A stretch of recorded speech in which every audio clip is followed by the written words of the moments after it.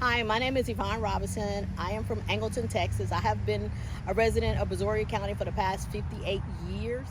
So, Ms. Robertson, you were definitely here for the winter storm Uri. Can you tell me a little bit about that? How did that affect you? What were your experiences during that storm? Well, first of all, we wasn't expecting the weather to do what it did, but it did. So, with that said, I did not experience the power outages or anything because where I'm located at within the city, I'm pretty much central, so I'm connected with the court system stuff. But the people around me, they were without power. Some people were without power for 4 days, some 3. We have a lot of seniors, a lot of people that are sick and shut in that couldn't get stuff. So I kind of got out and started going door to door, knocking to make sure. I have these little battery packs, and what I did was I would knock on the door and say, hey, do you need to charge your cell phone or you need something? And if they wanted something like hot to drink, I'll bring them like hot water and stuff to make coffee or tea with or something. If they wanted food, I try to go and get food for them and bring it back to them. So now we're talking about older residents here who didn't have any power, any heat, and it's freezing cold. And did they have any source of water? Or did well, some had water, but I'm the type person, I usually have plenty of water because it's like I don't want to be without water. So what I did was I came and packed water to them. Okay, and so seemingly it seems like the community, as in yourself, was helping out the other communities that needed help. Right. Did you see any government assistance after the storm?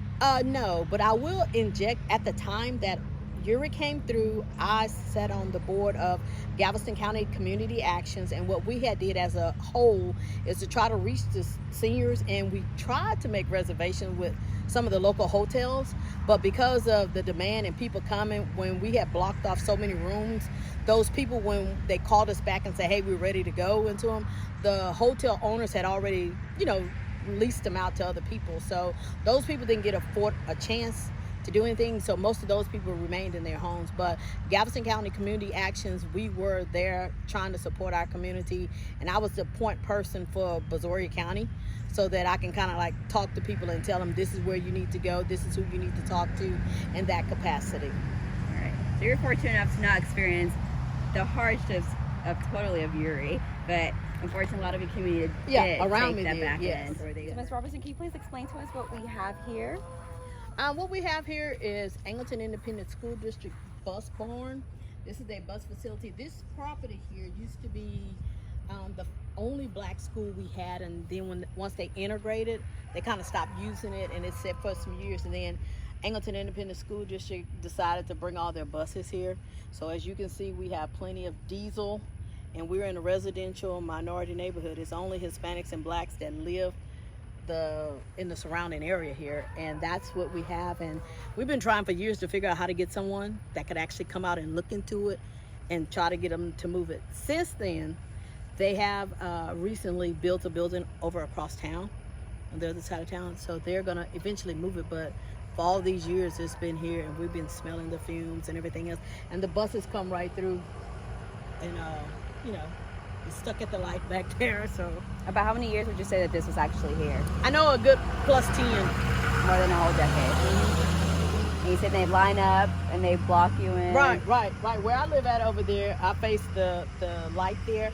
So when the buses come out, they come this way, or either they come out. It's a gateway over on the other side of Live Oak. They come out there and they go down around and they come up to that intersection there, and then turn to go to the light to leave out. Okay, so you and all these people around you have been affected by many years by all this pollution in the area, and no one seems to be doing anything. Right. They told them that they were going to bring a road through here. So of course, being minorities, they're thinking, hey, it's a road going to come through here that leads to the other neighborhood over there, but it doesn't.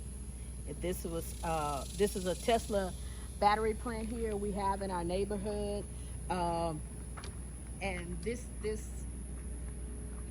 planet affects everybody. Within just feet, yeah. So if you can see how close this is, and see how close it is to these residential homes right here, it's very close, and it emanates out. Behind these houses here is a big old huge plant from Texas, New Mexico, and they've been there for years. But I think what the concept was Tesla to tie into them. If you can see the big poles back there, was to tie into them. But at the same time, we still have the issue of that this whatever they do, the rays or whatever, it's going to affect the people out here. And we do have people out here that is dying of cancer. And then with this battery plant, it's going to probably increase it. Okay. You know, so this is things that's going on in our neighborhood, Angleton, Texas.